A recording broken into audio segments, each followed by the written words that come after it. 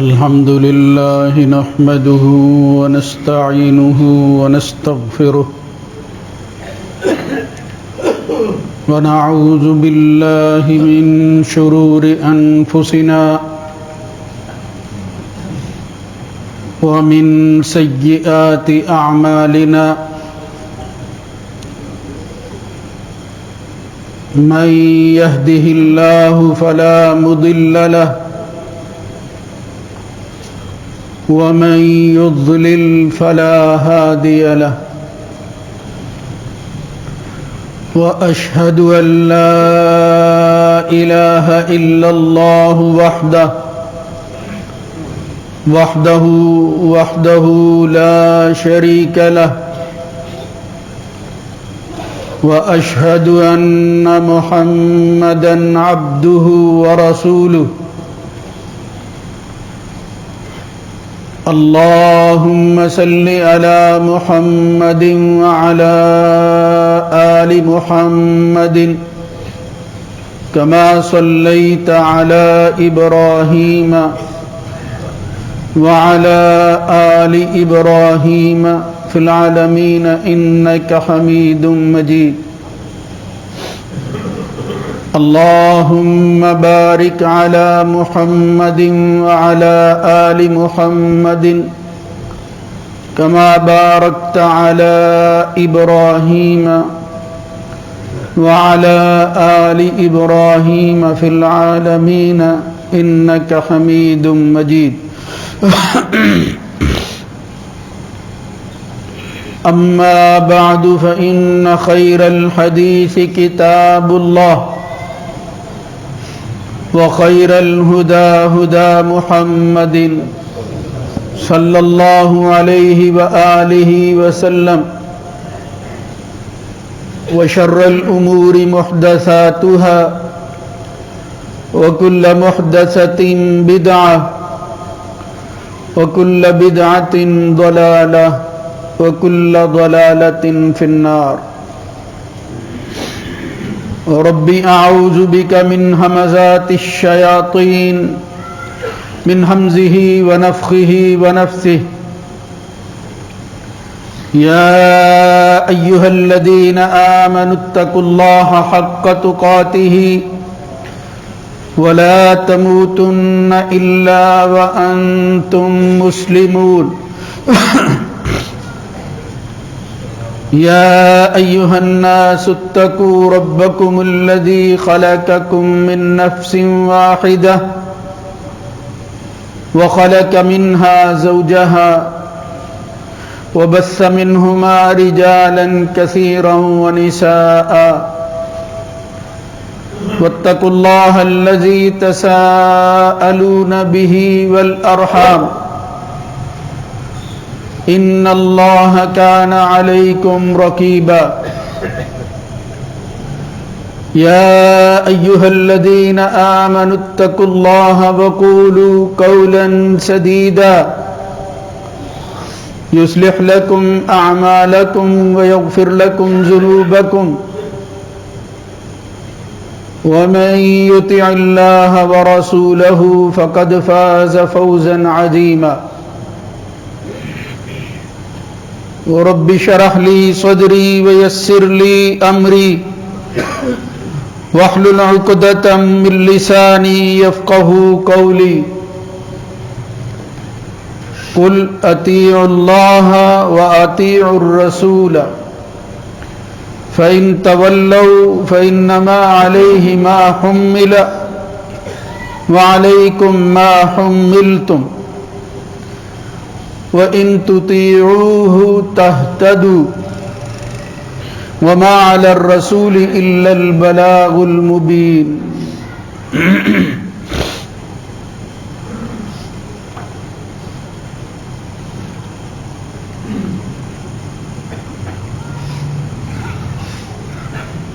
کہہ دیجئے اے نبی صلی اللہ علیہ وآلہ وسلم کہ اللہ کی فرما برداری کرو اور رسول کی اطاعت کرو اگر تم اس سے پھر جاؤ تو اس کے ذمے تو وہی ہے جو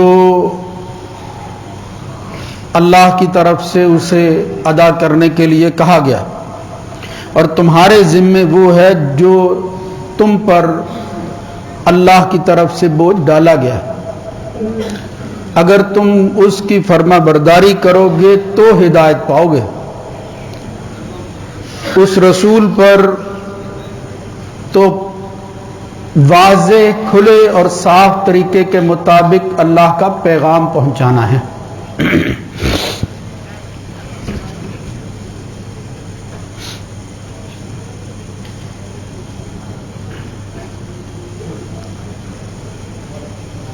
اللہ رب العزت کی حمد و ثنا کے بعد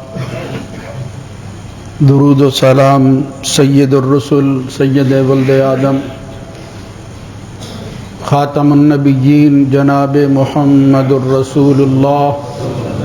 صلی اللہ علیہ وآلہ وسلم کی ذات گرامی پر۔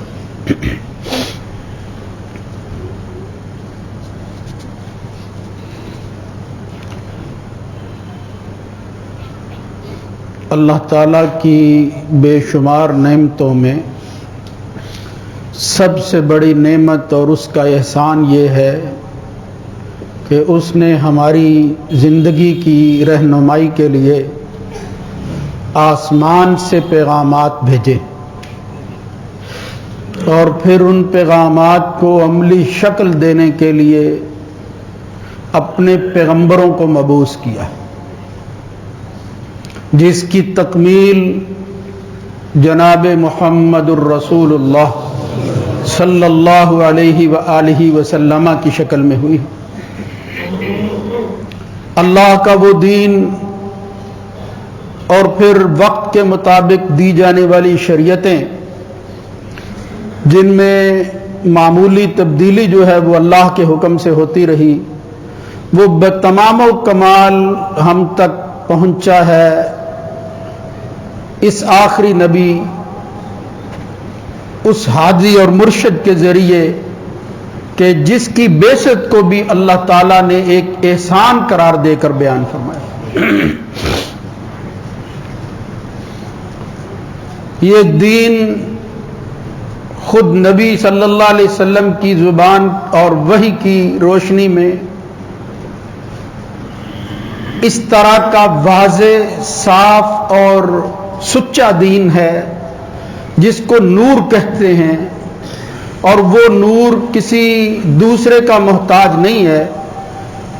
آپ نے فرمایا لیلھا کا نہاریھا، اس کی راتوں کے اندر بھی تاریکی نہیں ہے، وہ بھی دن کی طرح بالکل روشن ہوتی۔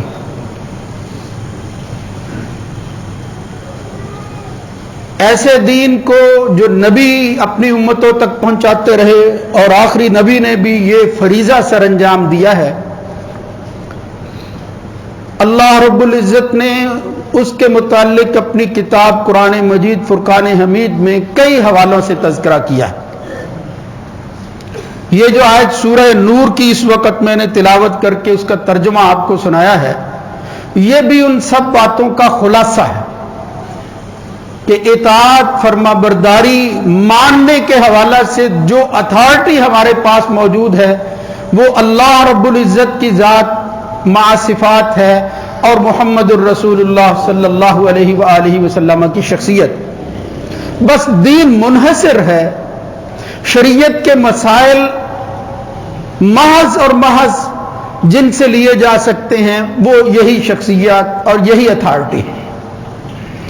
اس حوالے سے اللہ نے فرمایا کہ ہدایت کا راستہ اگر کوئی اپناتا ہے اور اس ہدایت پر چل کر منزل مقصود تک پہنچنا چاہتا ہے تو پھر وہ اس نبی کی اطاعت کرے، وہ فرما برداری کرے، اسی کے اندر اس کی نجات ہے دنیا اور آخرت کے اندر۔ اور جہاں تک اس نبی کی ذمہ داری ہے، اس نے اس کو ادا کرنے میں، پورا کرنے میں کوئی کوتاہی نہیں برتی، بلکہ اس دنیا اور جہان کے لوگوں سے گواہی لے کر وہ اس دنیا سے گئے ہیں کہ میں نے اپنے فریضے میں کوئی کوتاہی برتی ہے تو بتا دو۔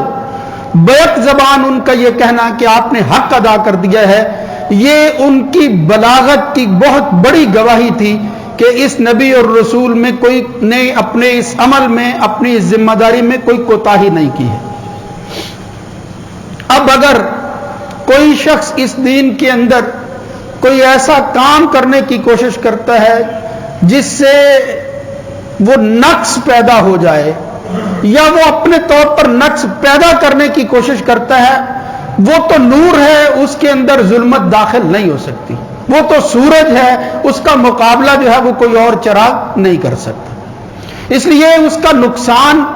اس سوچ کے حامل لوگوں کو ہوگا۔ اس لیے فرمایا ذمہ داریوں کا تعین کرو، جو اس کی ذمہ داری ہے حمل علیکم، جو اس پر ڈالا گیا تھا بوجھ اس نے وہ پورا کر دیا، اور پھر کچھ چیزیں حملتم تم پر بھی ڈالی گئی ہیں، کچھ ذمہ داریاں تمہارے اوپر بھی عائد ہوتی ہیں۔ ان میں سے ایک ذمہ داری یہ ہے کہ ہم اس دین کو من و عن حرف بحرف اسی طرح جو ہے وہ قبول کریں، اسی طرح اس کو سمجھنے کی کوشش کریں، اور اسی طرح جو ہے وہ اس کو محفوظ بنائیں، اپنے طور پر بھی اس کو جان بوجھ کر داغدار کرنے کی کوشش نہ کریں، جو صاف ستھرا دین محمد الرسول اللہ صلی اللہ علیہ وسلم ہمیں دے کر چلے گئے۔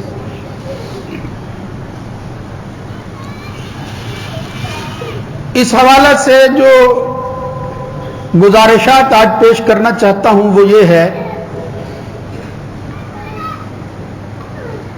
کہ زمانے کی ترتیب کے اعتبار سے یہ جو گھڑیاں گزر رہی ہیں، پھر یہ دن، ہفتے، مہینے اور سالوں کی شکل اختیار کرتے ہیں، یہ ترتیب کسی دوسرے کی نہیں بلکہ اس جہان اور کائنات کو بنانے والے خدا کی۔ ان عدت الشہور عند اللہ 12 شہرا فی کتاب اللہ یوم خلق السماوات والارض، یعنی آج کی بات نہیں ہے، یہ کسی کا اجتہادی معاملہ نہیں ہے، یہ کسی کی کوشش کا نتیجہ نہیں ہے کہ اس کی صحیح کے اندر کوئی نقص رہ گیا ہو، بلکہ وہ تمام تر نقائص سے پاک ذات اللہ رب العزت نے جو ہے یہ دن، یہ سال اور یہ مہینے جو ہیں اس دن سے پیدا کیے ہیں جس دن سے اللہ نے یہ آسمان اور زمین کی تخلیق کی۔ منہا اربعۃ حرم ذالک الدین القیم، یہی سیدھا دین ہے، قیم اور مضبوط دین ہے، لہذا فرمایا فلا تظلموا فیہن انفسکم، اس میں اپنے اعمال کے ذریعے وہ ظلم نہ کر بیٹھو کہ جس کا نقصان تمہاری اپنی ہی جانوں کو ہو۔ لا تظلموا فیہن انفسکم، اس ظلم کا اثر کسی دوسرے پر نہیں، تمہارے اوپر پڑے۔ وقاتلوا المشرکین کافۃ کما یقاتلونکم کافۃ واعلموا ان اللہ مع المتقین، چونکہ یہ سورہ توبہ کی آیت ہے اور اس کا مرکز و محور یہ ہے کہ اللہ کے راستے کے اندر جہاد اور قتال کرنا۔ اس لیے فرمایا یہ جو تمہیں اللہ تعالیٰ نے سعادت نصیب فرمائی ہے کہ اس کے کلمے کی بلندی کے لیے کفار کے مقابلہ میں میدان جنگ میں نکلتے ہو، اس میں بھی کوتاہی نہیں برتنی، بلکہ ان کا مقابلہ کرنا ہے اور اس دین کی حفاظت میں اپنے آپ کو لگا دینا ہے۔ اور یہ راستہ اللہ سے ڈرنے والے اور تقویٰ کی زندگی اختیار کرنے والوں کا راستہ، یعنی اس کے اندر کسی طرح کی زیادتی، انہی آیات میں اللہ رب العزت فرماتا ہے انما النسیء زیادۃ فی الکفر، کچھ لوگ پہلے ہی کافر تھے، انہوں نے بد نصیبی سے اپنے کفر میں زیادتی کے لیے اللہ تعالیٰ کی اس ترتیب کو، اللہ کے اس کیلنڈر کو بدلنے کی کوشش کی۔ یعنی کیلنڈر جس طرح کیلنڈر ایئر ہوتا ہے اور پھر اس کے اندر یہ مہینوں کی ترتیب ہوتی ہے جو اللہ نے مقرر کر رکھی ہے، لوگوں نے اس میں نصیب پیدا کرنے کی کوشش کی، یعنی خواہشات نفس کی تکمیل میں اپنی ضروریات کی خاطر جو مہینے اللہ کی طرف سے ملے تھے ان کے اندر تبدیلی کر دی تاکہ وہ اپنی غرض کو حاصل کر سکے۔ اللہ تعالیٰ نے فرمایا انما النسیء زیادۃ فی الکفر یضل بہ الذین کفروا یحلونہ عاما ویحرمونہ عاما، یعنی ان کی زیادتی دیگر معاملات کی طرح ان مہینوں کی ترتیب کو بدلنے کے حوالے سے اور ان میں کیے جانے والے وہ غلط اعمال ہیں ان کی وجہ سے فرمایا یحلونہ عاما ویحرمونہ عاما، حلال و حرام کا اختیار انہوں نے اپنے ہاتھ میں لے لیا تھا اور یہ اختیار ان کو کسی نے نہیں دیا تھا۔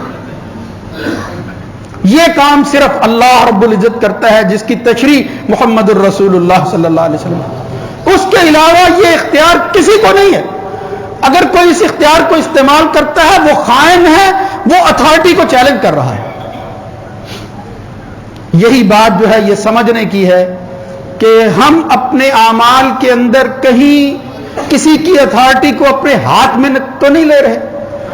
دینی اصطلاح کے اندر وہ کام جو دین کے اندر موجود ہے اس میں تبدیلی پیدا کر کے کچھ اعمال جس طرح بھی کیے جائیں، اگرچہ اس کے درجات ضرور ہیں، لیکن ان کی شدت اور ان کی سختی کے حوالے سے اللہ اور اس کے رسول نے جو کچھ بیان فرمایا ہے اس سے معلوم ہوتا ہے کہ دین اسلام کے اندر اگر کوئی شخص ڈاکہ سے نہیں کرتا ہے اور اس میں نقب لگاتا ہے تو اس کی شکل یہ ہے کہ جو دین اللہ نے دیا ہے اس کے اندر وہ خود ساختہ تبدیلی پیدا کر دیتا ہے. یہ بہت بڑا جرم ہے جس کو دینی اصطلاح میں بدعت کا ارتکاب کہتے ہیں. یہ بھی یوں سمجھ لیا گیا کہ شاید یہ کوئی گروہی مسئلہ ہے. کچھ لوگ جو ہے وہ چیزوں کو بدعت کہتے ہیں، لہذا یہ ان کے گروہ کا، یہ ان کی جماعت کا اپنا مسلک ہے. ہرگز ہرگز ایسا نہیں ہے. جو آدمی اس ارادہ سے بھی بات کرتا ہے وہ بھی خیانت کا ارتکاب کرتا ہے. گروہی جماعتی مسئلہ نہیں، یہ دینی مسئلہ ہے. محمد الرسول اللہ صلی اللہ علیہ وسلم نے ہر حال کے اندر اس کی تاکید کی ہے کہ دین کے اندر انحراف کی یہ شکل جو بدعت کی شکل اختیار کر لیتی ہے اس سے اجتناب کرنا ہے. ہر خطبے کے اندر، جس طرح ہم بھی اب ہر خطبے کے اندر جس کو خطبہ حاجہ کہتے ہیں، محمد الرسول اللہ صلی اللہ علیہ وسلم جو الفاظ ادا کرتے تھے وہ یہی تھا. اما بعد فإن خیر الحدیث کتاب اللہ وخیر الہدی ہدی محمد صلی اللہ علیہ وسلم. بہترین ہدایت وہ اللہ کے رسول کی ہدایت ہے جو محمد صلی اللہ علیہ وسلم نے جو ہے وہ اختیار کی اور آپ کو دی ہے. وشر الامور محدثاتها، اور تمام برے کاموں میں سے شریر ترین برا ترین کام کیا ہے؟ محدثاتها، دین میں چیزوں کو خود ساختہ ایجاد کر لینا، بنا لینا. دین نہیں ہے اس کو دین بنا لینا. ایاکم ومحدثات الامور، نبی کریم صلی اللہ علیہ وسلم نے فرمایا تھا ان امور کے اندر اپنی طرف سے یہ تبدیلی پیدا کرنے سے بچ کر رہنا، بچ کر رہنا. ایاکم، نبی کریم صلی اللہ علیہ وسلم کے ایک خطبے کے حوالہ سے صحابہ بیان کرتے ہیں کہ نبی کریم صلی اللہ علیہ وسلم نے اس طرح خطبہ دیا: ذرفت منہ القلوب وجلت منہ القلوب یا ذرفت منہ العیون، یعنی آنکھیں بہہ پڑی، دل جو ہے وہ خوف سے کپ کپانے لگے کہ نبی کریم صلی اللہ علیہ وسلم کیا بیان کر رہے ہیں. یوں معلوم ہوتا تھا کہ آخری باتیں ہیں جو محمد الرسول اللہ مجمع عام میں فرما رہے ہیں. تو اس میں آپ نے فرمایا السمع والطاعہ، یہ فرما برداری کا راستہ اختیار کرنا، اس کو لازم پکڑ لینا. اور پھر اس کے اندر خاص طور پر کہا علیکم بسنتی وسنت الخلفاء الراشدین المہدیین. اب وہ راستہ کیا ہے؟ وہ میری سنت کا راستہ ہے، میرا طریقہ ہے جو میں چھوڑ کر جا رہا ہوں، اور پھر میرے طریقہ کے مطابق خلفاء جس پر چلیں گے وہ راستہ ہے. وہاں فرمایا حضور نے ایاکم ومحدثات الامور، یہ بدعات سے بچنا، اس انحراف کی شکل کو اختیار کرنے کی جرات بھی نہ کرنا. یہ تمہارے نیک اعمال کو بھی وہ مبہوت کر دیں گے. حالت یہ ہوگی، اللہ نے سورہ حدید میں ارشاد فرمایا کہ کچھ لوگوں نے جو عیسیٰ علیہ السلام کی امت میں تھے، عیسیٰ کی سنتوں کو چھوڑ کر وہ راستہ اختیار کیا، وَرَهْبَانِيَّةً ابْتَدَعُوهَا مَا كَتَبْنَاهَا عَلَيْهِمْ إِلَّا ابْتِغَاءَ رِضْوَانِ اللَّهِ. وہ خود ساختہ راستے، حالانکہ وہ اس راستے کے اندر بظاہر جو ہے وہ نظر آتا ہے اور وہ یہ کہتے تھے ہم اللہ کا قرب حاصل کرنا چاہتے ہیں. یعنی یہ بھی تصور کر لینا کہ میرے اس عمل کے ذریعے نقصان کیا ہوتا ہے، میں تو اللہ کی محبت کو حاصل کرتا ہوں، قرب الہی بڑھتا ہے، اس میں آخر حرج ہی کیا ہے. یہ وہ خطرناک قسم کی سوچ ہے جو شیطان پیدا کرنا چاہتا ہے. اس کی ترجمانی کی ہے جناب سفیان ثوری رحمۃ اللہ علیہ نے بہت اچھے الفاظ کے اندر. وہ کہتے ہیں کہ البدعۃ احب الی ابلیس من المعصیہ، یہ جو گناہ ہوتا ہے، نافرمانی ہوتی ہے، اس کی نسبت بدعت کی طرف بلانا ابلیس کو بہت پسند آتا ہے. المعصیۃ یتاب منہا، اس لیے کہ جو آدمی گناہ کرتا ہے اس کو احساس ہوتا ہے وہ توبہ کا راستہ اختیار کرتا ہے. والبدعۃ لا یتاب منہا، جب آدمی بدعت اختیار کرتا ہے وہ کہتا ہے میں تو اچھا کام کر رہا ہوں، مجھے تو خوش ہونا چاہیے، دوسروں کی خوشی جو ہے اس کو حاصل کرنے کی تمنا رکھتا ہے. وہاں پھر توبہ کی نوبت بھی نہیں آتی، موقع بھی نصیب نہیں ہوتا. तौबा भी नहीं मिलती, इंसान को गुनाह कर रहा होता है। अल्लाह ने सूरह इस हदीस के अंदर उनके अमाल के हवाले से एक दूसरी जगह सूरह गाशिया में फरमाया हल अता का हदीसुल गाशिया, वो वक्त जिसमें अल्लाह ताला एक एक जर्रे का हिसाब करेगा वो तो आ ही पहुंचा है, तुम्हें एहसास ही नहीं। वजूह यौमइज़िन खाशिया, कुछ चेहरे बिल्कुल जलील हो जाएंगे। आगे फरमाया आमिलतुन नासिबा, कौन है वो चेहरे? वो गुनाहों वाले नहीं है, वो मासियत की जिंदगी गुजारने वाले नहीं है। नहीं, फरमाया आमिलतुन, काम कर करके, मेहनतें कर करके, इबादतें कर करके थके हुए चेहरे होंगे। लेकिन नतीजा क्या है? यानी इतनी इबादतें करना, तस्ला नारन हामिया, दहकती हुई आग के अंदर वो जाने के लिए बिल्कुल जो है वो अल्लाह ताला ने उनको तैयार कर रखा। वो जन्नत तो बहुत दूर की बात है, नारन हामिया का हिस्सा बनने वाले हैं। ये बड़ी ही खतरनाक बात है, बड़े ही अफसोस की बात है। मेहनत अल्लज़ीना यहसबूना अन्नहुम युहसिनूना सुनआ अल्लज़ीना ज़ल्ल सअयुहुम फिल हयातिद दुनिया, और बदबख्त हैं वो लोग जिनकी मेहनत गारत चली जाए और वो समझे कि हमने तो अच्छा वक्त गुजारा है। उलाइका अल्लज़ीना कफरू बिआयाति रब्बिहिम व लिक़ाइही, अल्लाह की आयात के अंदर तब्दीली पैदा करने वाले, उसका इनकार करने वाले लोग। फहबितत आमालुहुम फला नुक़ीमु लहुम यौमल क़ियामति वज़ना, वो जितनी भी मेहनतें करते रहे उसकी बुनियाद अल्लाह का दीन नहीं, उनकी खुद साख्ता ख्वाहिशें थी। इसलिए फरमाया यौमल क़ियामत ला नुक़ीमु लहुम यौमल क़ियामत, कोई वजन नहीं होगा उनके अमाल का, जिन पर आदमी कहता है, तराता है और फिर जो है वो उम्मीद रखता है। फरमाया बेवजन है उनके अमाल। इसलिए मेरे भाइयों, इसको किसी जमात का, किसी गिरोह का, किसी का कोई जाती मसला समझकर जो है वो नहीं सुनना चाहिए और इसको इख्तियार नहीं करना चाहिए। बस ये रजब के महीने के हवाले से बहुत सारे ऐसे अमाल हमने अपने ऊपर लाजिम कर लिए, दाखिल कर लिए फजाइल के नाम से, जिनकी न कुरान और सुन्नत में कोई दलील मिलती है। और फिर सबसे बड़ी बात यह है कि दुनिया के अंदर सबसे बेहतर गिरोह हुजूर के बाद वो नबी करीम सल्लल्लाहु अलैहि वसल्लम की तरबियत याफ्ता सहाबा थे। उनमें से खुलफा का जमाना सबसे अच्छा था। किसी ने कोई ऐसा काम नहीं किया जिसको दीन बनाकर। बदबख्ती यह है कि फिर वैसे कोई आदमी बात करे तो शायद जो है वो आदमी बर्दाश्त कर ले कि ठीक है उसकी भूल हुई है, लेकिन उसको दीन का हिस्सा बना दिया गया। आज अखबारात उठाएं, सोशल मीडिया जब से ये हम इसमें आम हुए हैं, ये हमारे बस की बात नहीं है। ये फवायद के हम यहां से बैठे हुए दुनिया के हर इलाके को, ये ग्लोबल विलेज बन चुका है, बात कर सकते हैं, लेकिन इसके नुकसानात भी बहुत हैं कि जो कुछ इसके अंदर पोस्ट किया जाता है, लोगों तक बात पहुंचाई जाती है, यह समझा जाता है कि शायद ये कोई आसमानी वही है। बस बात हो गई, मेरे पास किसी ने पैगाम पहुंचा दिया, इसमें हरजी किया, खुद फैसला कर लेते हैं, कोई जरूरत महसूस नहीं करते उसकी तहकीक की,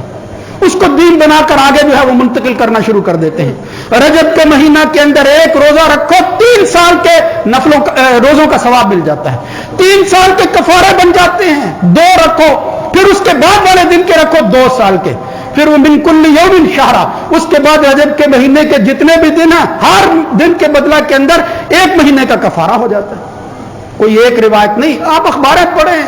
बड़े बड़े अफसोस से मुझे कहना पड़ा, मुफ्तियाने किराम नाम लिखे होते हैं, लेकिन बातें इस तरह की लिखते हैं, कोई तहकीक नहीं है। और यही वो ख्याल था, यही वो जज्बा था, शायद इनके यहां भी हो, जो उन लोगों के यहां जिन्होंने अल्लाह के दीन के अंदर अपनी तरफ से हदीसों का नाम लेकर अफराद को इकट्ठा करके अल्फाज बना दिए और मंसूब कर दिए कि यह फरमान अल्लाह के रसूल का है, जिसके मुतालिक नबी करीम सल्लल्लाहु अलैहि वसल्लम ने फरमाया था, मन कज़ब अलैहि मुतअम्मिदन फक़द कफ़र, जानबूझकर जो काम आदमी ये काम करता है, वो कितनी भी इबादतें करता हो, वो अपने आप को जो है वो जाहिद, आबिद और सूफी समझता हो। ये हमारे सूफिया ने ये बहुत काम किए हैं बदकिस्मती से। ये एक तारीख का हकीकी वाकया है, उनके वाकयात पढ़ो, हालात पढ़ो, यहां बर्रे सगीर के अंदर आप देख लें, हमारे बुजुर्ग ये किताबों में, निसाब की किताब में लिखा हुआ है, सूफिया ने ये मेहनतें की हैं। और वो क्या कहते थे, जिस तरह का माहौल है उसी के मुताबिक दीन सिखाओ। वो जो है वो भी भजन बजाते हैं, वो जो है वो ऐसी प्रैक्टिसेस करते हैं हिंदू,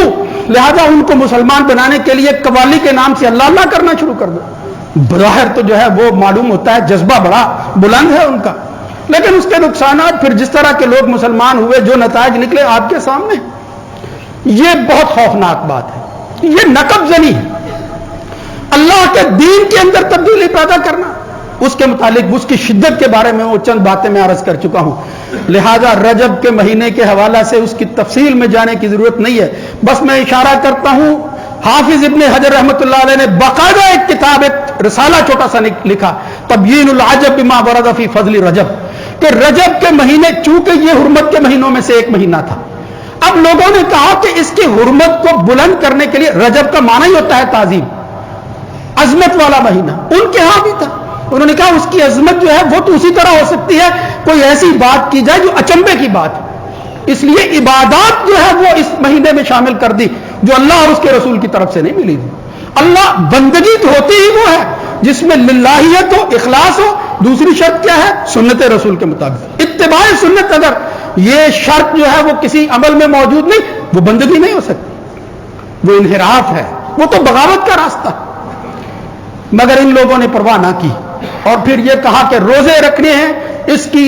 فضیلت یہ جو ہے وہ تمہیں ملے گی، یہ کفارے ادا ہو جائیں گی۔ ایک بہت لمبی نماز کے حوالہ سے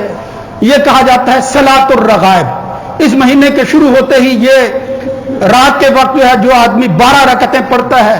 وہ 12 دفعہ جو ہے وہ سورہ اخلاص پڑھتا ہے، انا انزلنا سورہ قدر 3 دفعہ پڑھتا ہے، پھر 70 دفعہ جو ہے وہ بعد میں درود پڑھتا ہے، یعنی اس طرح لمبی روایتیں بیان کرتے ہیں، اور آخر میں یہاں تک کہا کہ اگر کوئی بندہ ما من عبد ولا امۃ صلی، جس بندے اور بندی نے غلام ہو یا لونڈی ہو، یعنی اللہ کا بندہ ہو مرد ہو یا عورت، جس نے بھی یہ نماز ادا کی غفر اللہ لہ، اتنا ثواب اس کو ملتا ہے کہ اللہ تعالیٰ جمیع ذنوبہ، اس ایک نماز کی وجہ سے اس کے تمام گناہ معاف کر دیتا ہے۔ اب یہ دیکھو اس میں کشش کتنی ہے، بالخصوص وہ لوگ جو فرض نماز ادا نہیں کرتے، اس طرح کی رسومات کے نام سے عبادتیں ضرور کرتے ہیں۔ آپ دیکھ لیں ہمارے سامنے لمبی لمبی نمازیں پڑھیں گے اور پھر اس کے اندر یہ روایت جو گھڑی گئی اس میں یہ حصہ ہے کہ آدمی اپنی جو حاجت بھی اس نماز کے بعد پیش کرے گا وہ پوری ہو جائے گی۔ اب یہاں حاجات کے غلام ہیں، ہم ہر وقت خواہش کرتے رہتے ہیں فلاں مسئلہ میرا جو ہے وہ پیسے کے حوالے سے جو ہے وہ پھنسا ہوا ہے وہ نکل جائے، میں جو ہے وہ فلاں طرح کی جو ہے وہ رعایت مجھے مل، یعنی خواہشات اور حاجات پر ہم جی رہے ہیں۔ تو جب ایک عمل کرنے سے حاجت پوری ہو جائے، اور یقینی فرمایا حاجت میں شک بھی کوئی نہیں، حالانکہ دعا کے بارے میں اللہ نے کسی جگہ بھی کہا کہ بندے کو پتا چل جاتا ہے کہ میری دعا قبول ہو گئی، یعنی وہ عمل ایسا ہو جائے، اب اللہ کے ہاں اس کی کیا حقیقت ہے وہی بہتر جانتا ہے۔ بظاہر اگر اچھی دعا ہے اس کی قبولیت کی کوئی شکل نظر آ جاتی ہے، مطلب وہ ایک مخصوص پیرائے میں وہ بات ہے، لیکن یہاں کہا جاتا ہے ہو گئی تمہاری، اور پھر تمام گناہ، وہاں یہ لفظ جو ہے وہ پھر آگے اگر پڑھتے جائیں ہنسی آتی ہے بعض دفعہ، تو میں اتنے گناہ ولو کانت مثل زبد البحر، ساری زندگی جو ہے وہ گناہ کرتے رہو، سال کے بعد ایک نماز جو ہے وہ 12 رکعتیں پڑھ لو، سمندر کی جھاگ کے برابر گناہ ہوں گے وہ بھی معاف ہو جائیں گے، عدد الرمل، ریت کے ذروں کے برابر، وہ وزن الجبال، پہاڑوں کے وزن کے